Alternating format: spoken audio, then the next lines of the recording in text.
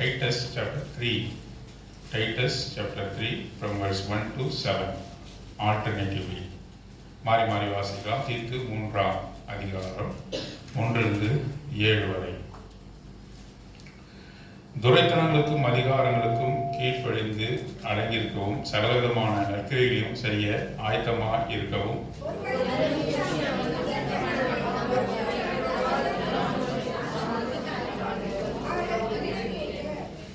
ஏனெனில் முற்காலத்திலே நாமும் புத்தியினரும் கீழ்ப்படியாதவர்களும் வழி தப்பி நடக்கிறவர்களும் பலவித இச்சைகளுக்கும் இன்பங்களுக்கும் அடிமைப்பட்டவர்களும் துர்க்குணத்தோடும் பொறாமையோடும் ஜீவனம் பண்ணுகிறவர்களும் பயக்கப்படத்தக்கவர்களும் ஒருவரை ஒருவர் பயக்கிறவர்களுமாய் இருந்தோம்.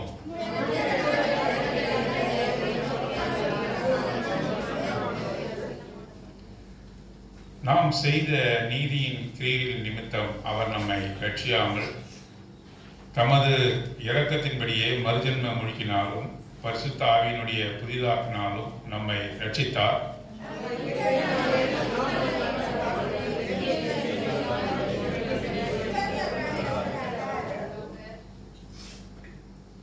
அவர் நமது இரட்சகராக இயேசு கிறிஸ்து மூலமாய் அந்த பரிசுத்த ஆவியை நம்மேல் சம்பூர்ணமாய் பொழிந்தருளினார். தேவன் தாமே இந்த வசனத்தை ஆசீர்வதித்து நம் அனைவரோடும் கூட நாம் பேசுவாராக.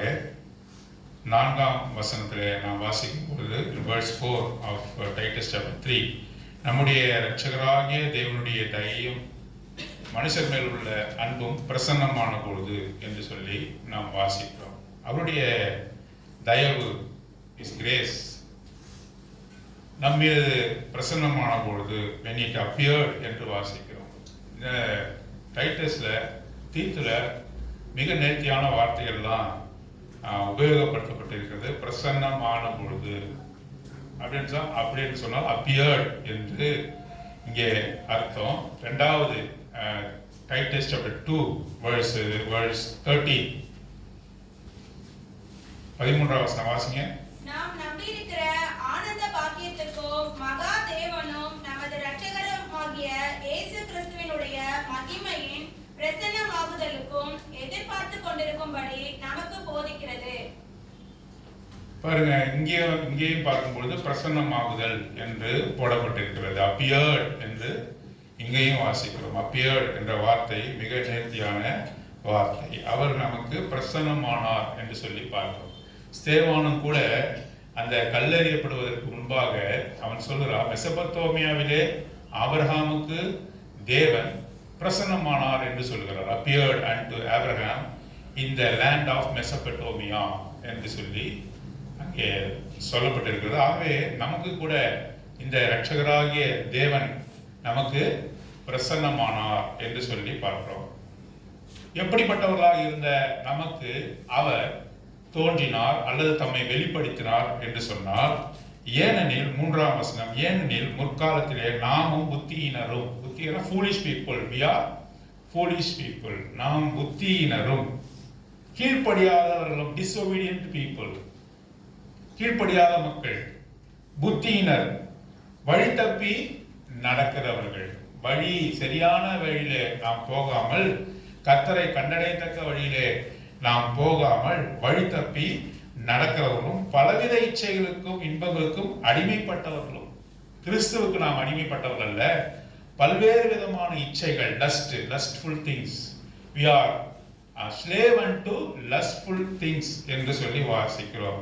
இச்சைகளுக்கும் இன்பங்களுக்கும் அடிமைப்பட்டவர்களும் துர்க்குணத்தோடும் பொறாமையோடும் ஜீவனம் பண்ணுகிறவர்கள். நம்முடைய வாழ்க்கையினுடைய ஜீவனம், நம்ம வாழ்கின்ற வாழ்க்கை எப்படிப்பட்டதாக இருந்தது சொன்னா அது பொறாமை குணம் மிக்கதாக காணப்பட்டது. பொறாமை உடையவர்களாகவும் wicked people, jealous people, wicked people, forward people என்று சொல்லி இங்கே போடப்பட்டிருக்கிறது. நம்முடைய ஜீவனம், நாம் ஜீவிக்கிற விதம், நம்முடைய வாழ்க்கை எப்படிப்பட்டதா இருந்தது?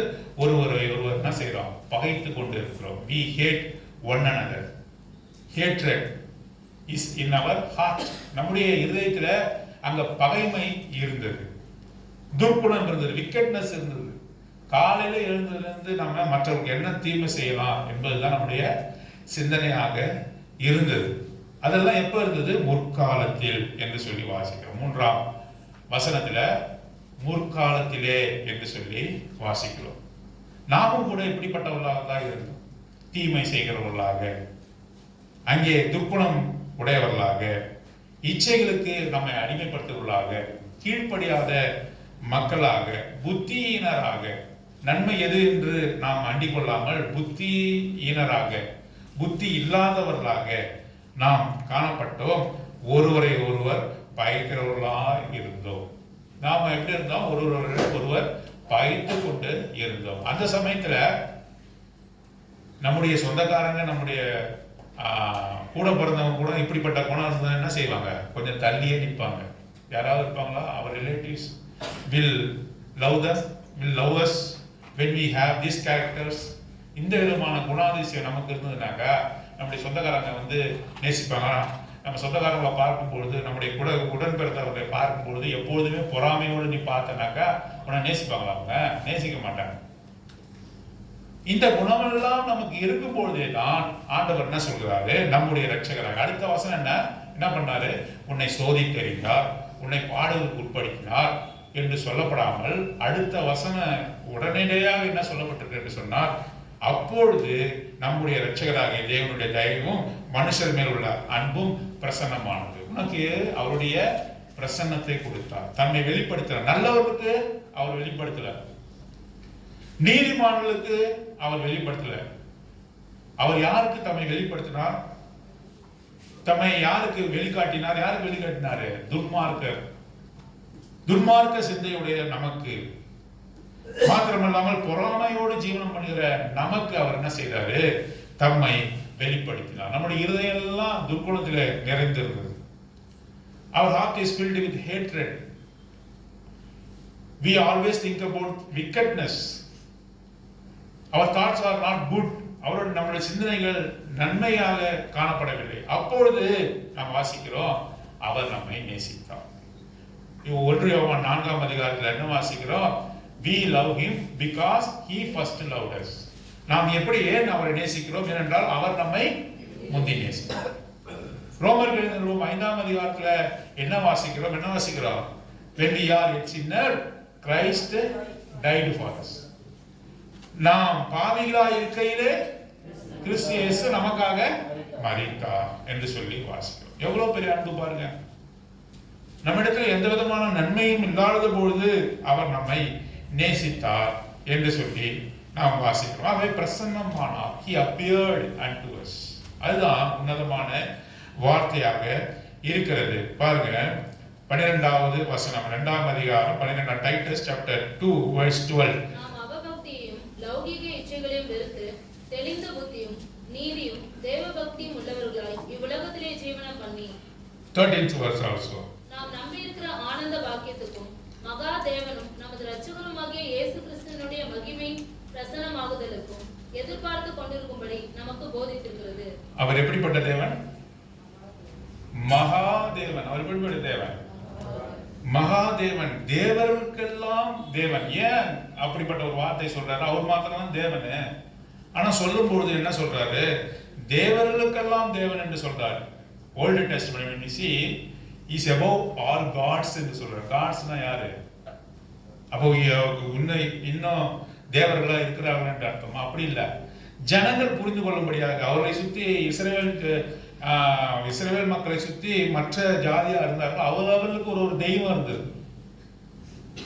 பாகால், பேயோர், பாகால் என்ற தெய்வம், அஸ்தோத் என்ற தெய்வம், அஸ்தரோத் என்ற தெய்வங்கள் இதெல்லாம் இருந்தது. ஆகவே அவர்களுக்கு புரியும் வண்ணமாக பேசும்போது தேவர்களுக்கெல்லாம் நீ நினைத்து கொண்டிருக்கிறாயே, நீ யோசனை பண்ணி கொண்டிருக்கிறாயே தேவர்கள் என்று சொல்லி, களிமண்ணை வந்து தேவர்கள் என்று யோசித்துக் கொண்டிருக்கிறாயே, இவர்களை எல்லாரையும் காட்டிலும் யாரு? நானு தேவர்களுக்கெல்லாம் பெரிய தேவன், கிரேட் காட் என்று ஆங்கிலத்துல போடப்பட்டிருக்கிறது. அவர் எப்படிப்பட்ட தேவன்? சத்தமா சொல்லுங்க. அவர் எப்படிப்பட்ட தேவன்? அவர் மகா தேவன் என்று சொல்லி போடுறோம். இந்த மகா பெரிய தேவன் என்ன செய்தார் என்று பார்த்து நாம இந்த ஆராதனையில முடிக்கலாம். What this great God did in our lives. இன்றைக்கு இந்த மகா பெரிய தேவன், அவன் மகா பெரிய தேவன் தான் என்னுடைய வாழ்க்கையில என்ன செய்தார் என்பது முக்கியம். பாருங்க, அவரு பெரிய பணக்காரருங்க. அதனால எனக்கு என்ன? சில பேரை பார்க்கிறோம், ஒரு ப்ரொஃபசர் நல்ல அறிவாளி, that professor is very knowledgeable, what is the use unto me? எனக்கு என்ன பிரயோஜனம்? ஒருவர் நல்ல அறிவாளியாக இருக்கும்போது எனக்கு எப்ப தெரியுமா பிரயோஜனம்? அவர் எனக்கு என்ன செய்யணும்? he must teach me, அவர் எனக்கு சொல்லிக் கொடுக்கணும். ஒரு பெரிய பணக்காரன் இருக்கிறான், அதனால எனக்கு என்ன நன்மை? what is the use of it? எனக்கு பெரிய பணக்காரங்க, அதை பார்த்து பெரிய பணக்காரங்க, அவ்வளவுதான். ஆனால் அந்த பெரிய பணக்காரர்கள் என்னுடைய தாழ்வை நினைத்தார்கள் என்று சொன்னால், நான் என்னுடைய ஏழ்மையை நினைத்தார் என்று சொன்னால், உதவி செய்தார் என்று சொன்னால், அப்பதான் நான் என்ன பண்ணுவேன்? அவரை நான் போற்றுவேன். அவர் பணக்காரராக இருப்பதால் எனக்கு என்ன? இந்த தேவன் மகா பெரிய தேவனாக இருப்பதால் எனக்கு என்ன? What is the use unto me? அதை தான் பார்க்க போறோம். அவர் என்ன, அந்த மகா பெரிய தேவன் எனக்கு என்ன செய்தார், எனக்கு என்ன அனுகூலங்களை செய்தார் என்று சொல்லி நாம பார்த்து நாம இங்க முடிக்க போகிறோம். முதல்ல இந்த மகா பெரிய தேவன் அவர் கொடுத்தார். he gave himself என்று வாசிக்கும். முதல்ல என்னது? he gave, he gives. பாருங்க, மற்ற தேவர்கள்லாம் பார்க்குறீங்க, அந்த தேவனெல்லாம் ஒரு நாளும் கொடுக்காது. எல்லாம் என்ன பண்ண? கை நீட்டி வாங்க, பலிகளை கொண்டா என்று வாங்கும், காணிக்கைகளை கொண்டா என்று வாங்கும். எல்லாமே வாங்குற தேவன், பிடுங்குற தேவன், குடலை புடுங்குற தேவன். பார்க்கணும் இல்லையா? குடலை புடுங்கி மாலையா போட்டுக்கிற தெய்வங்கள். இவர் யாரு? இவர் கொடுக்கிற தேவன். இவர் ஒரு நாள் என்ன செய்ய மாட்டாரு? உன் கையில வாங்குகிறது இல்லை. ஆகவேதான் நாம் பழைய ஏற்பாட்டில் வாசிக்கிறோம், நமக்கு யாதொன்றும் தேவையில்லை என்று சொல்லுகிறார்.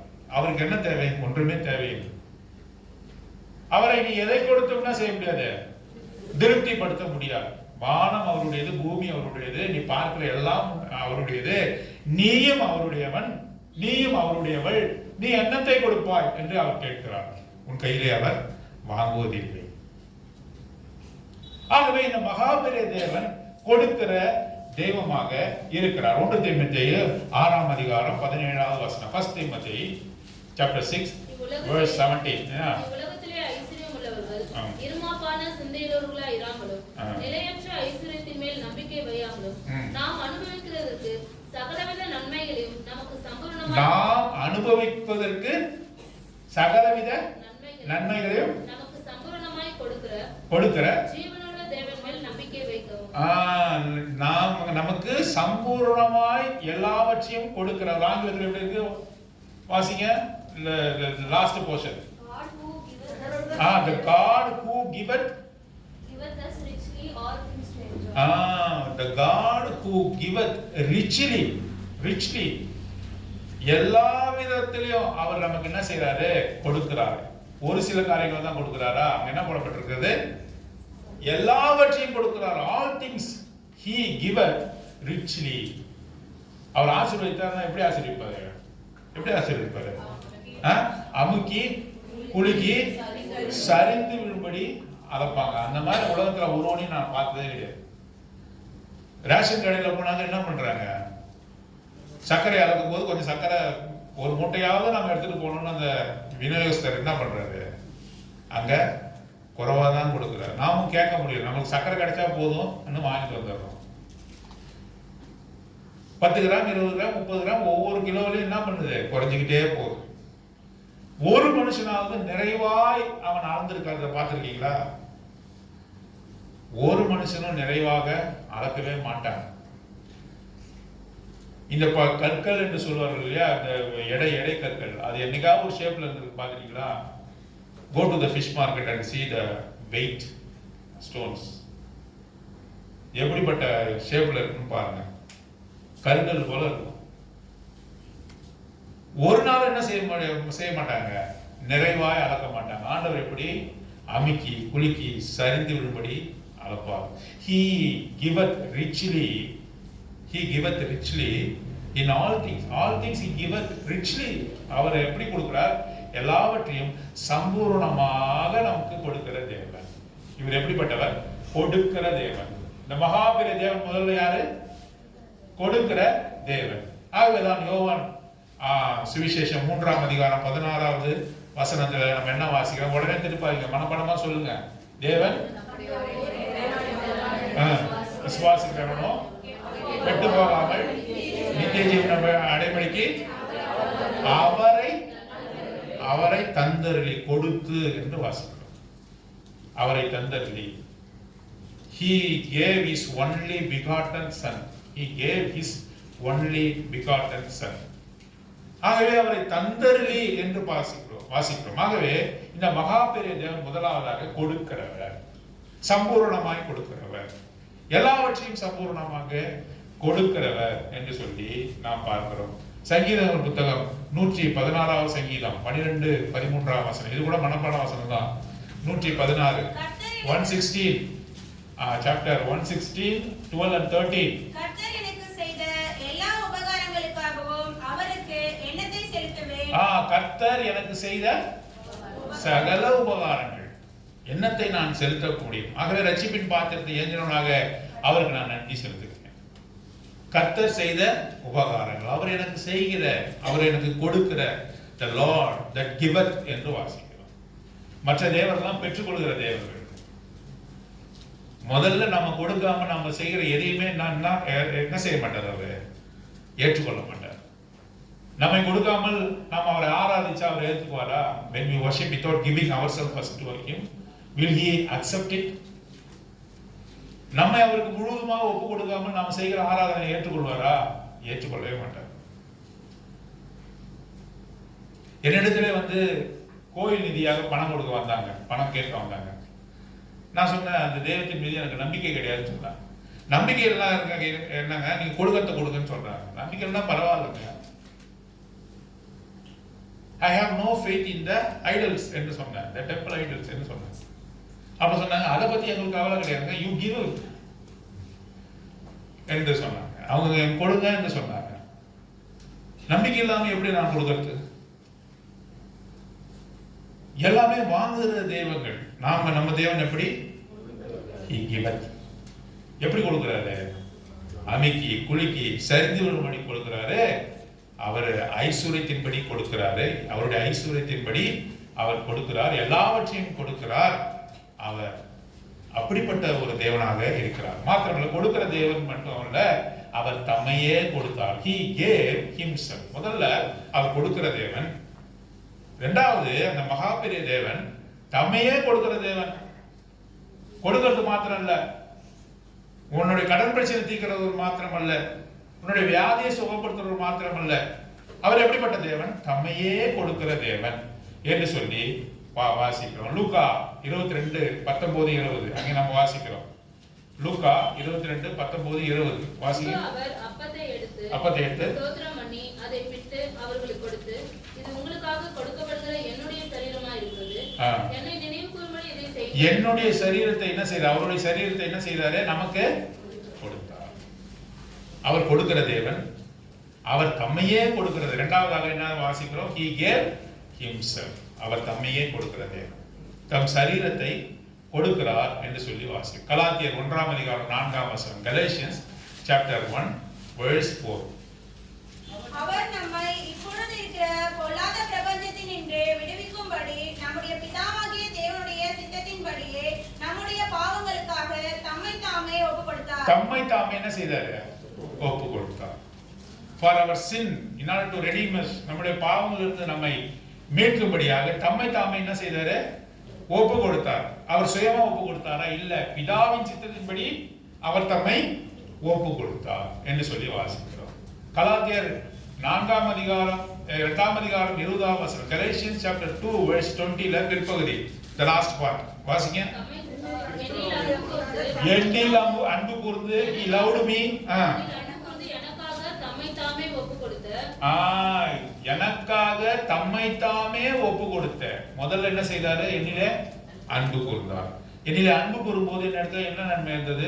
நான் நல்லவனாக இருந்தேன், நான் நன்றாக PhD படித்தவனாக இருந்தேன், நான் மாஸ்டர் டிகிரியில இருந்தேன், நான் பணக்காரனாக இருந்தேன். அந்த நிலைமையில தீத்துல சொல்லப்பட்டிருக்கு. எப்படிப்பட்டவர்கள்? நம்ம முற்காலத்திலே கீழ்ப்படியாதவர்கள், புத்தியினர்கள், அப்புறம் பலவிதமான இச்சைகளுக்கு அடிமைப்பட்டவர்கள், வழி தப்பி நடக்கிறவர்கள். அந்த சமயத்தில் அவர் என்ன செய்தாரு? He loved me. அப்பொழுதுதான் என்ன செய்தாரு? என்னை நேசித்து தம்மையே அவர் என்ன பண்ணாரு? ஒப்பு கொடுத்தார் என்று சொல்லி வாசிக்கிறோம். He loved us and he gave himself for me என்று வாசிக்கிறோம். He loved me and he gave himself for me என்று சொல்லி கலாத்தியர் 2:20 நாம் வாசிக்கிறோம். எபேசியர் 5ஆம் அதிகாரம் 2ஆம் வசனம். Ephesians chapter 5 verse 2. நமக்காக தம்மை தேவனுக்கு சுகந்த வாசனையான காணிக்கையாகவும் பலியாகவும் ஒப்புக்கொடுத்து நம்மில் அன்பு கொண்டது போல நீங்களும் அன்பிலே நடந்து கொள்ளுங்கள். அவர் தம்மை ஒப்பு கொடுத்தார் என்று சொல்லி வாசிக்கிறோம். He gave himself for us என்று சொல்லி நாம் வாசிக்கிறோம். 25வது வசனம் 25 verse 25. Ephesians chapter 5 verse 25. புருஷர்களே உங்கள் மனைவிகளில் அன்பு கூறுங்கள், அப்படியே கிறிஸ்து சபையை அன்பு கூர்ந்து தாம் அதை திருவசனத்தை கொண்டு தண்ணீர் மூழ்கினால் சுத்திகரித்து பரிசுத்தமாக்குகிறதற்கும் பரிந்துரை முதலானவைகள் ஒன்றும் இல்லாமல் பரிசுத்தமும் பிழையற்றதுமான மகிமையுள்ள சபையாக அதை தமக்கு முன் நிறுத்திக் கொள்வதற்கும் தம்மை தாமே அதற்காக ஒப்பு கொடுத்தார். He gave himself for the church. சபைக்காக என்ன பண்ணாரு? அவர் ஒப்பு கொடுத்தார். சபைனா கட்டடமா? சபைனா யாரு? நீங்களும் நானும் தான் சபையா. ஆகவே சபைக்காக அவர் தம்மை தாமே ஒப்பு கொடுத்தார் என்று சொல்லி வாசிக்கிறோம். 1 தீமோத்தேயு chapter 2 verse 6. 1 தீமோத்தேயு 2ஆம் அதிகாரம் 6ஆம் வசனம். எல்லாரையும் மீட்கும் பொருளாக தம்மை ஒப்பு கொடுத்த மனுஷனாகிய கிறிஸ்து இயேசு என்ன செஞ்சாரு? எல்லாரையும் மீட்கும் பொருளாக தம்மை தாமே ஒப்பு கொடுத்தார். எல்லாரையும் மீட்கும் பொருளாக தம்மை தாமே ஒப்பு கொடுத்தார். சபைக்காக தம்மை தாமே ஒப்பு கொடுத்தார். என்னையும் உன்னையும் நேசித்து தம்மை தாமே ஒப்பு கொடுத்தார் என்று சொல்லி வாசிக்கிறோம். தம்முடைய சரீரத்தை கொடுத்து நம்மை நேசித்தார் என்று சொல்லி வாசிக்கிறோம். இந்த மகா பெரிய தேவன் என்ன செய்தார்? What the great God did to me in my life, what are all the effects, அதனுடைய பலாபலன்கள் என்ன? முதல்ல அவர் கொடுக்கிற தேவன். இரண்டாவது அவர் தம்மை தாமே கொடுக்கிற தேவன் என்று சொல்லி வாசிக்கிறோம். மூன்றாவதாக நம்ம வாசிக்கும் போது அங்க என்ன வாசிக்கிறோம்? நாம் 13ஆம் வசனம், தீத்து 2ஆம் அதிகாரம் 13ஆம் வசனம். நாம் நம்பி இருக்கிற ஆனந்த பாக்கியத்துக்கு மகாதேவனும் நமது இரட்சகருமாகிய இயேசு கிறிஸ்துனுடைய மகிமையின் பிரசன்னமாகுதலுக்கும் எதிர்பார்த்து கொண்டிருக்கிற நமக்கு போதிக்கிறது. அவர் நம்மை சகல அக்கிரமிலிருந்து மீட்டு கொண்டு he redeemed us என்று வாசிக்கிறோம். அவர் என்ன செய்தார்? நம்மை மீட்டு கொண்டார் என்று சொல்லி வாசிக்கிறோம். எபேசியர் 1ஆம் அதிகாரம் 7ஆம் வசனம். Ephesians chapter 1 verse 7. இந்த மகாதேவன் என்ன செய்தாரு? நம்மை மீட்டு கொண்டார். அவருடைய கிருபையின் ஐஸ்வரியத்தின்படியே இவருடைய இரத்தத்தினாலே பாவ மன்னிப்பாகிய மீட்பு இவருக்குள் நமக்கு உண்டாயிருக்கிறது. அவருடைய இரத்தத்தினாலே பாவ மன்னிப்பாகிய மீட்பு நமக்கு உண்டாயிருக்கிறது. By his blood the redemption is possible. அவருடைய இரத்தத்தினாலே பாவ மன்னிப்பாகிய மீட்பு நமக்கு உண்டாயிருக்கிறது. நம்ம வெள்ளினாலோ பொன்னினாலோ மீட்காமல் என்ன ரெஃபரன்ஸ்? அடிக்கடி பார்க்கிற வசனம் என்ன வசனம்? 1 பேதுரு 1ஆம் அதிகாரம் 18ஆம் வசனம் 19வது வசனம். 1 Peter chapter 1 verse 18 and 19. நம்ம வெள்ளினாலோ பொன்னினாலோ மீட்காமல் என்ன எப்படி மீட்டாரு? விலையேறப்பெற்ற குற்றமில்லாத மாசற்ற ஆட்டுக்குட்டியானவருடைய கிறிஸ்துவின் விலையேறப்பெற்ற இரத்தத்தினாலே by his precious blood shed on the cross. அவருடைய இரத்தத்தினாலே அவர் மீட்டுக் கொண்டார் என்று சொல்லி 1 பேதுரு 1ஆம் அதிகாரம் 18 19வது வசனத்துல வாசி. எபிரேயர் 9ஆம் அதிகாரம் 12வது வசனம். Hebrews chapter 9 verse 12. வெள்ளாட்டுகளா இளங்காலை இவர்களுடைய இரத்தத்தினாலே அல்ல தம்முடைய சொந்த இரத்தத்தினாலும் ஒரே தரம் மகா பரிசுத்த ஸ்தலத்திலே பிரவேசித்து நித்திய மீட்பை உண்டு பண்ணினார். அந்த மீட்பு எப்படிப்பட்டது? A permanent redemption. Eternal redemption. ஆட்டுக்குட்டியை கொடுத்து அந்த மீட்பை உண்டு பண்ணாரா? ஆட்டுக்குட்டியோ வெள்ளாட்டு கடாவோ பலி செலுத்தாமல் என்ன செய்தாரு? தம்முடைய சொந்த ரத்தத்தை சிந்தி நித்திய மீட்பை உண்டு பண்ணினார். தம்முடைய பரிசுத்த ரத்தத்தை சிந்தி மீட்பை உண்டு பண்ணினார். ஆகவே இந்த மகாபெரிய தேவன் என்ன செய்தார்? இந்த மகாபெரிய தேவன் what the great God did unto me, எனக்கு என்ன செய்தார்? எனக்கு என்ன செய்தார்? முதல்ல என்ன செய்தாரு? அவர் கொடுத்தார். இரண்டாவது என்னது? அவர் தம்மையே கொடுத்தார். மூன்றாவது என்ன செய்தாரு? அவர் என்னை மீட்டு கொண்டார். he redeemed us என்று சொல்லி நம்ம வாசிக்கிறோம். அதுக்கு அப்புறம் என்ன செய்தாரு?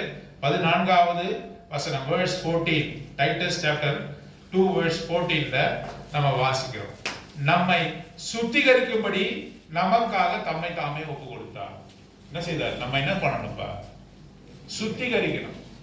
நம்ம அவர் இடத்துல வரும்போது எப்படி வந்தோம்?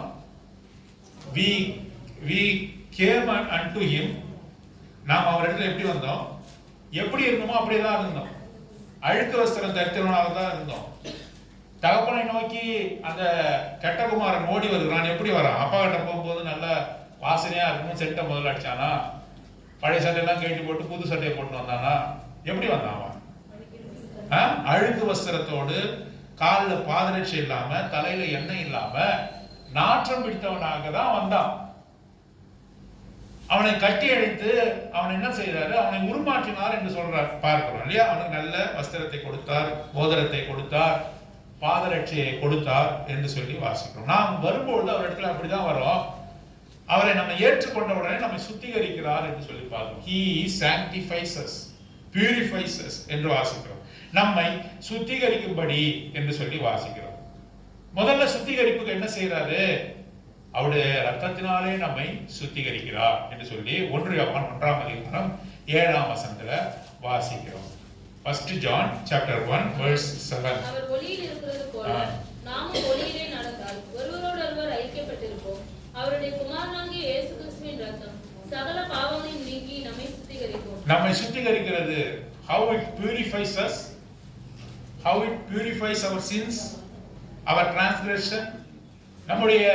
நம்ம எப்படி அதை சுத்திகரிக்கிறதுன்னு சொன்னா, அவருடைய குமாரனாகிய இயேசு கிறிஸ்துவின் ரத்தம் என்ன செய்து நம்மை சுத்திகரிக்கிறது, நம்மை சுத்தப்படுத்துகிறது என்று சொல்லி நாம் வாசிக்கிறோம். இரண்டாவதாக வாசிக்கிறோம், ரத்தத்தை மாத்திரமல்ல, எபேசியர் 5ஆம் அதிகாரம் 25ஆம் வசனம். எபிசியன்ஸ் chapter 5 verse 25, verse 5 verse 25. உங்கள் மனைவிகளில் அன்பு கூறுங்கள். அப்படியே கிறிஸ்துவின் சபையில் அன்பு கூர்ந்து தாம் அதை திருவசனத்தை கொண்டு by the word of God, அவர் திருவசனத்தை கொண்டு என்ன செய்யறாரு? வாசிங்க தொடர்ந்து. முழுக்கினார், சுத்திகரிக்கிறார். திருவசனமும் என்ன செய்யுது? நம்ம என்ன பண்ணுது? ஆண்டவர் சொல்றாரு, நீங்கள் இப்பொழுது சுத்தமாக இருக்கிறீர்கள் என்று சொல்றாரு. எப்ப தெரியுமா சொல்றாரு? நான் பேசிக் கொண்டிருக்கும் பொழுதே நீங்க என்ன பண்றீங்க? நீங்க இந்த வார்த்தையானது உங்களுடைய அழுக்கான இதயத்துல புகுந்து என்ன செய்யுது? உங்களை என்ன பண்ணுது? இப்பொழுதே நீங்க சுத்தமா இருக்கிறீர்கள் என்று சொல்றாரு. எப்போ சொல்றாரு? இரவில அவர் தூக்கி கொண்டிருந்த போது சொல்லல, அந்த ஜனங்களோடு கூட பேசி கொண்டிருக்கிறார். அப்போ சொல்றாரு, இப்பொழுதே நீங்கள் சுத்தமாகி கொண்டிருக்கிறீர்கள் என்று சொல்றாரு. அப்ப அப்படி என்றால் என்ன? அவருடைய வார்த்தையை நாம் கேட்கும் போது அது என்ன செய்யுது?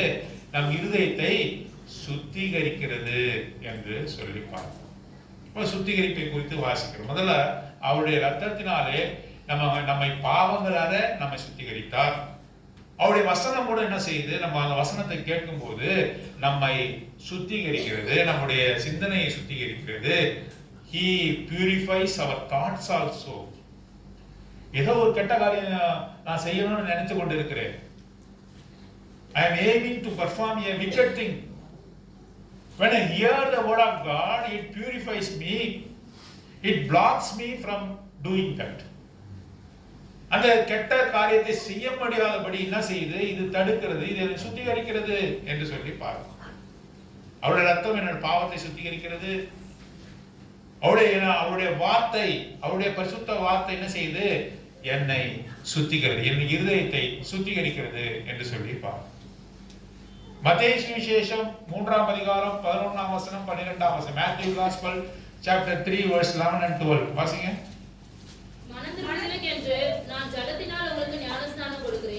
எனக்கு பின் வருகிறவரோ என்னிலும் வல்லவராய் இருக்கிறார். அவருடைய பாதரட்சைகளை சுமக்கிறதுக்கு நான் பாத்திரன் அல்ல.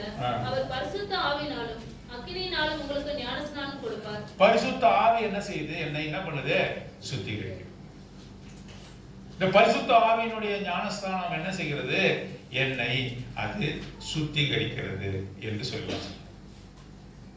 பாருங்க, தோட்டத்திலே கனி கொடுக்காத மரம் ஒன்று இருக்கிறது.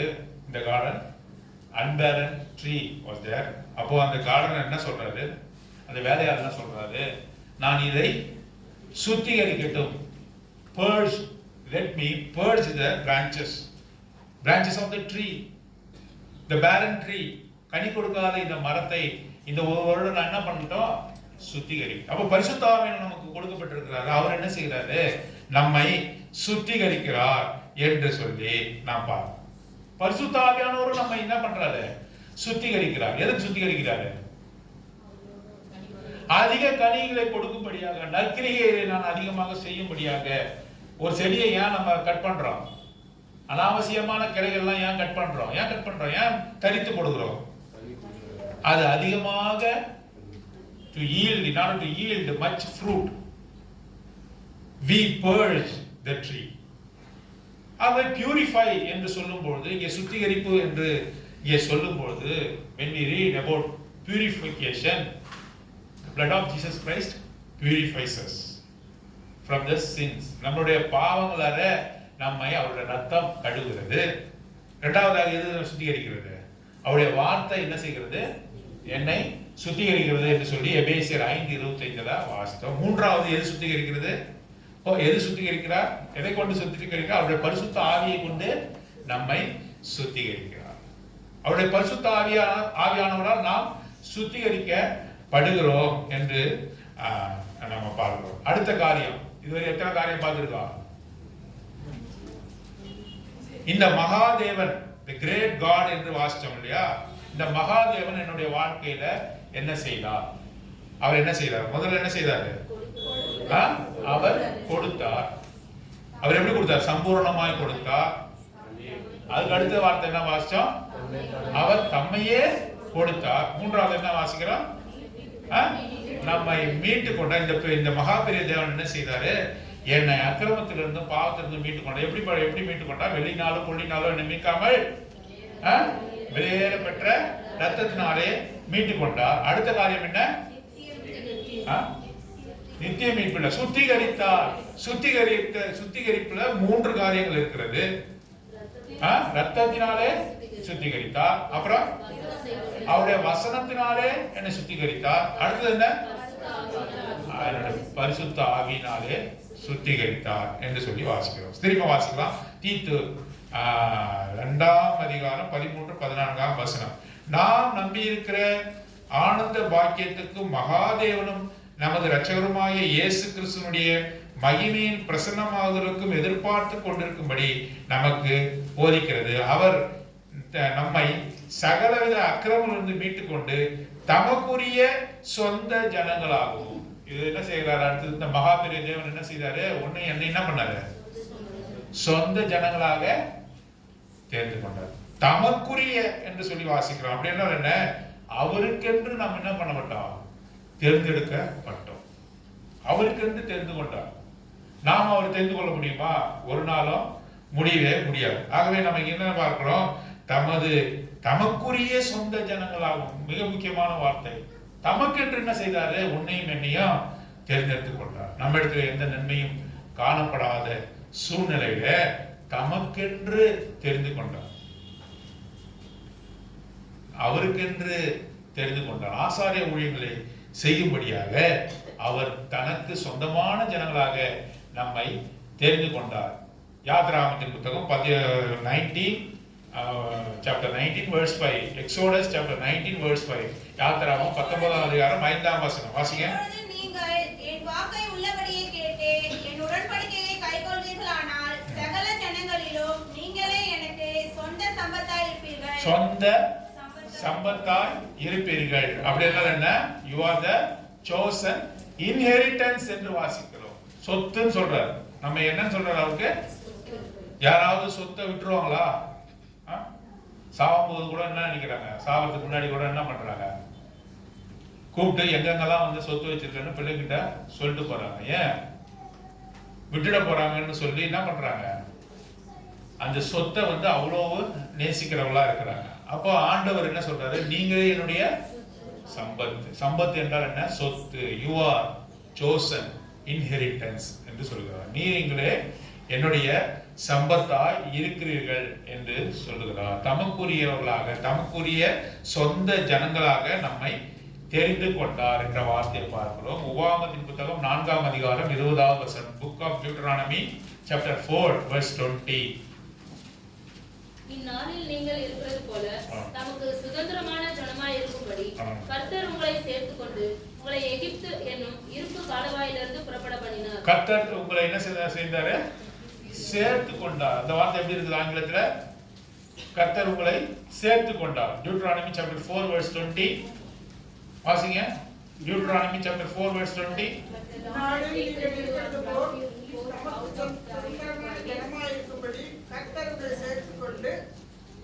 வாசிங்க, ஆங்கிலத்தில் வாசிங்க. But the Lord has taken you and brought you forth out of the iron furnace, even out of Egypt, to be unto him a people of inheritance, as they are to be. People of inheritance என்று சொல்லி நாம வாசிக்கிறோம். கடைசியாக இந்த வார்த்தையை வாசிக்கலாம். 14வது வசனம், தீத்து 2ஆம் அதிகாரம் 14ஆம் வசனம். அவர் நம்மை சகல அக்கிரமங்கள் நின்று மீட்டுக் கொண்டு தமக்குரிய சொந்த ஜனங்களாகவும் நற்கிரிகளை செய்ய எதற்காக தெரிந்து கொண்டாரு, எதற்காக இந்த மகாபெரிய தேவன் என்ன செய்தாரு, நற்கிரிகளை செய்யும்படியாக. நாம் துர்க்கிரிகளை செய்கிறவர்களாக இருந்தோம். we did bad things, bad deeds, கெட்ட காரியங்களை, துர்க்கிரிகளை செய்கிறவர்களாக இருந்தோம். இப்போது நாம எதற்காக தெரிந்து கொள்ளப்பட்டிருக்கிறோம், இந்த மகாதேவன் நம்ம ஏன் தெரிந்து கொண்டிருக்கிறார், நற்கிரிகளை செய்யும்படியாக அவர் தெரிந்து கொண்டிருக்கிறார். எரேமியா 29ஆம் அதிகாரம் 11வது வசனம். Book of Jeremiah chapter 29 verse 11. நீங்கள் எதிர்பார்த்திருக்கும் முடிவை உங்களுக்கு கொடுக்கும்படிக்கு நான் உங்கள் பேரில் நினைத்திருக்கிற நினைவுகளை அறிவேன் என்று கர்த்தர் சொல்கிறார். அவைகள் தீமைக்கல்ல, சமாதானத்துக்கு ஏதுவான நினைவுகளே. சமாதானத்துக்கு ஏதுவான நினைவுகள். அவர் நம்மை குறித்து வைத்திருக்கிற நினைவுகள் சமாதானத்துக்குரிய நினைவுகள், நல்ல நினைவுகள். நாம் நற்கிரிகளை செய்யும்படியாக அவர் நம்மை தெரிந்து கொண்டார். இப்ப எல்லாம் என்ன பாருங்க, மகாதேவன். அவர் அப்படிப்பட்ட தேவன். ஆங்கிலத்தில் என்ன, ஆங்கிலம் மட்டும் தான் தெரியுமா, எல்லாரும் தான் தெரியும், சொல்லுங்க. Great God. சில வார்த்தையெல்லாம் சொல்லும் பொழுது கிரேட் காட் சொல்லக்கூடாது. எப்படி சொல்லலாம், மகா பெரிய தேவன், கிரேட் காட் அப்படிதான் சொல்லணும். தூரமா இருந்த என்னை அப்படி சொல்லக்கூடாது. தூரமா இருந்த என்னை என்ன பண்ணார் அவரு, அந்த தூரமா இருந்த என்ன அவர் என்னன்னா சேர்த்து கொண்டார், அப்படிதான் சொல்லணும். கிரேட் காட் என்று சொல்லக்கூடாது. எப்படி சொல்லலாம், கிரேட் காட். அவர் எப்படிப்பட்டதா தேவன், என்ன பார்த்து சொல்லுங்க. தமிழ் என்னது, சத்தமா சொல்லுங்க. மகா பெரிய தேவன். இந்த மகா பெரிய தேவன் என்னுடைய வாழ்க்கையில என்ன செய்தார் என்று சொல்லி தீத்து 2ஆம் அதிகாரத்துல 13-14ஆம் வசனத்துல வாசித்தோம். முதல்ல என்ன செய்தாரு, இங்க பாருங்க, உடனே நோட்ஸை பார்க்காதீங்க, சொல்லுங்க. கொடுத்தார், எல்லாவற்றையும் சம்பூர்ணமாய் கொடுத்தார். தன்னுடைய ஐஸ்வர்யத்தின்படி அவர் கொடுத்தார். அவர் எப்படி வாங்குற தேவன் அல்ல, கொண்டா கொடுக்கிற தேவன் அல்ல. அவர் எப்படிப்பட்ட தேவன், தனது கையை விரித்து எல்லாவற்றையும் கொடுக்கிற தேவனாக இருக்கிறார். பாருங்க, யோபுல வாசிக்கிறோம், அவர் கையை விரிக்க எல்லா பட்சிகளும் எல்லா மிருகங்களும் தனக்கான உணவை எடுத்துக்கொள்கிறது, அவர் கையை மூட அவைகள் இறந்து போகிறது என்று போடுது. எப்ப அவரது கையை திறக்கிறாருன்னு காத்து இருக்குதான். அவர் மகா பெரிய தேவன். எல்லாரையும் என்ன பண்றாரு, சம்ரட்சணா என்ற ஒரு வார்த்தை இருக்குது. அப்படின்னா பரிபூரணமாய் எல்லோருக்கும் கொடுக்கிற தேவன். தன்னிடத்துல வருகிறவர்களை ஒரு நாளும் அவர் என்ன செய்யறதில்ல, சி நீ வாங்க போ அப்படின்னு சொல்றதே கிடையாது. ஒருவரின் தள்ளாத தேவன். நான் உன்னை கேட்க மாட்டேன், உன்னை பார்க்க மாட்டேன் என்று சொல்லாத தேவன். எல்லோரையும் ஏற்றுக்கொள்கிற தேவன். அவரை நாடி வந்தவர்கள், தேடி வந்தவர்களை அவரை ஏற்றுக்கொள்கிற தேவன். அவர் மகா பெரிய தேவன். அவருடைய அன்பு மகா பெரிய அன்பு, அவருடைய கிருபை மகா பெரிய கிருபை, அவருடைய இரக்கம் மகா பெரிய இரக்கம். நம்மளுடைய இரக்கங்கள், நம்மளுடைய அன்புக்கெல்லாம் ஒரு லிமிட் இருக்கு. அவருடைய இரக்கம் மகா பெரிய இருக்கு, அவருடைய அன்பு மகா பெரியது. அவர் மகா பெரிய தேவன், தேவர்களுக்கெல்லாம் பெரிய தேவனாக அவர் இருக்கக்கூடியவர் என்று சொல்லி வாசித்தோம். அந்த மகா பெரிய தேவன் என்ன செய்தார் எனது வாழ்க்கையில? அவர் என்ன செய்தார்? அவர் முதல்ல என்ன செய்தார்? முதல்ல தம்மை கொடுத்தார். இரண்டாவதாக தம்மை அவர் கொடுத்தார் என்று சொல்லி வாசிக்கிறோம். மூன்றாவதாக என்ன வாசிச்சோம்? அவர் என்னை மீட்டுக் கொண்டார். வெள்ளியினாலும் பொன்னினாலும் மீட்காமல் விலையேறப்பட்ட மாசற்ற குற்றமில்லாத ஆட்டுக்குட்டியானவருடைய கிறிஸ்துவனுடைய ரத்தத்தினாலே என்னை மீட்டுக் கொண்டார். அடுத்த காரியம் என்ன பண்ணாரு? என்னை சுத்திகரித்தார். அவரிடத்துல வந்த என்னை என்ன பண்ணாரு? சுத்திகரிப்புல 3 காரியங்கள் இருக்கிறது. சுத்திகரிப்புல 3 காரியம். முதல் காரியம் என்ன? ரத்தத்தினாலே என்னை சுத்திகரித்தார். இரண்டாவது அவருடைய வசனத்தினாலே என்னை சுத்திகரித்தார். மூன்றாவது என்ன? பரிசுத்த ஆவியினாலே என்ன பண்ணாரு? சுத்திகரித்தார். அப்புறம் என்ன செய்தார்? என்ன? தமக்குரிய ஜனங்களாக என்ன பண்ணாரு? இவன் என்னுடைய மகன், இவன் என்னுடைய மகன், இவன் என்னுடைய மகள் என்று சொல்லி பேர் சொல்லி அழைத்தார். தமிழிடத்திலே என்ன செய்தாரு? சேர்த்து கொண்டார். அப்புறம் என்ன செய்தாரு? துர்க்கிரிகளா செய்து கொண்டிருந்த அவரை தெரிந்து கொள்ள முன்பாக நான் செய்கிற காரியம்லாம் துர்க்கிரியைகள், முற்காலத்தில் நான் எப்படி இருந்தேன் என்று சொல்லி தீர்த்து 3 நாம் வாசித்தோம். என்னுடைய சிந்தனை எல்லாம் என்ன? அப்படியே விக்கட்னஸா இருந்தது, மாத்திரமில்லாமல் துர்க்குணத்துல இருந்தது, பாய்க்கிறவனாக காணப்பட்டேன். ஆனால் இப்பொழுதோ நான் எப்படி இருக்கிறேன்? நல்ல, நான் பேசினா எப்படி இருக்குது? நல்ல வார்த்தைகளா இருக்கு. நான் செய்தா நல்ல கிரியைகள் தான் செய்யறேன். நான் நடந்து போனா நல்ல இடத்துக்கு தான் நான் நடந்து போறேன். அப்போ என்னுடைய கிரியைகள், நான் புது மனுஷனாக மாற்றப்பட்டிருக்கேன். ஒரு கிறிஸ்துக்குள்ள இருந்தா புது சிருஷ்டியா இருக்கிறான். பழையகள் எல்லாம் ஒழிந்து போயின, எல்லாம் புதிதாக. Behold, everything becomes new என்று வாசம். நியூ கிரீச்சர் என்று வாசம். புதிய சிருஷ்டியாக நான் மாற்றப்பட்டிருக்கிறேன். ஆகவே என்னிடத்திலிருந்து வெளிப்படுகிறவர், what are all the things that proceeded out of me are all good only, நன்மையாக காணப்படுகிறது. இதற்காகத்தான் ஆண்டவர் என்னை மீட்டுக் கொண்டார். இன்னைக்கு ஆராதிக்கலாமா? ஆண்டவரே, நீ மகா பெரிய தேவன், என் வாழ்க்கையில அற்புதமான காரியங்களை நீ செய்தீர், என்னை மீட்டுக் கொண்டீர், என்னை சுத்திகரித்தீர். நான் நற்கிரியைகளை செய்யும்படியாக துர்க்கிரியைகளை செய்து கொண்டிருந்தேன். நான் பேசினாக யாரால் அழிவை ஏற்படுத்துவேன், நான் பார்த்தால் அழிவை ஏற்படுத்துவேன், என்னுடைய செயல்கள் எல்லாம் துர்க்கிரியைகளா இருந்தது. நான் நன்மை செய்யும்படியாக மகா பெரிய தேவனாக நீர் என் மீது எனக்கு வெளிப்பட்டு என்று சொல்லி நம்ம ஆராதிக்கலாம். நீர் கொடுக்கிற எல்லா காரியமும் நன்மைக்கான காரியம். கொடுக்கிற தேவன் மாத்திரமல்ல, நீர் உண்மையே எனக்கு கொடுத்தீரே என்று சொல்லி நாம ஆராதிக்கலாம். அப்படிப்பட்டவர்களாக நம்மை மாற்ற தேவன் தாமே உதவி செய்வாராக. இந்த காரியத்தை சொல்லி நாம ஆராதிக்கலாம்.